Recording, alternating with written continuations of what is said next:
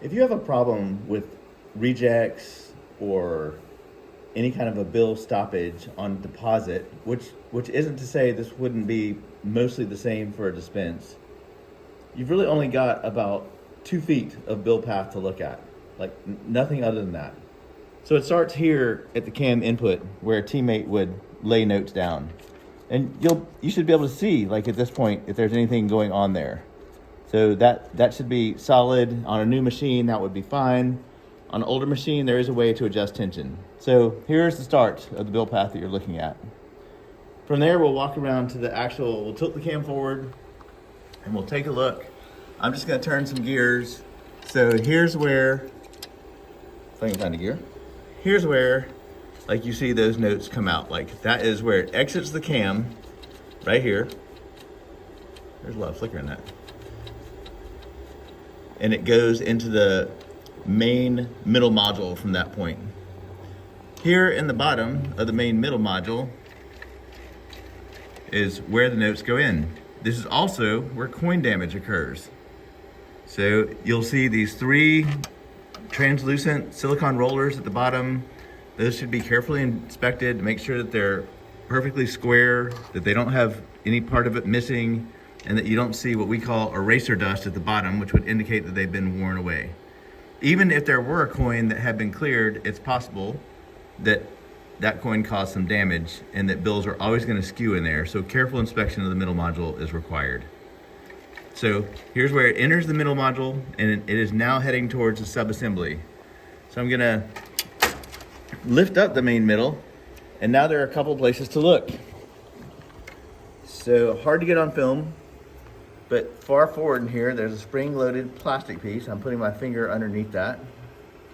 And so there's a sensor in the front of there that's important to look at, but these are where notes go next.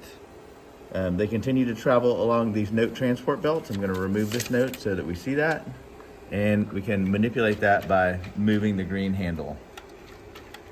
As they pass through the middle module, they go into this module, just called a subassembly. It doesn't really do anything. It has no sensors. It is driven by belts. And so notes continue to move through the subassembly. And from there, they go into the bill validator.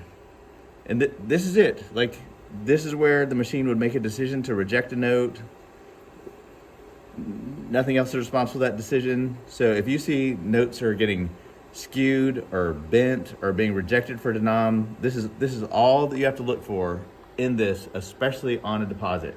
If it's on a dispense, it is possible that you can get some bending or something else occurs in the lower bill path before it gets here, but that would still be, now you just need to add the lower bill path and include this part of the middle bill path as well.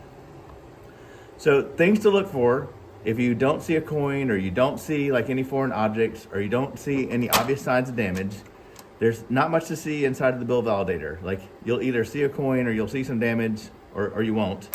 And as you work your way back, you're looking at these note transport belts that are in here, and you just want to like turn the green wheel and make sure that you don't see any nicks or cuts, or that they're not skewed off of their normal path, that they're perfectly parallel to each other. You can continue forward doing the same thing in the middle module.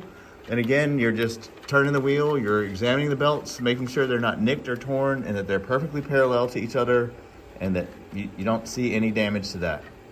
And that is really as far as you can go. That there's either some damage to those 3 translucent rollers at the bottom of the middle module, there's a belt that's skewed off or nicked or torn, or there's actually a foreign object somewhere between the cam input and the bill validator.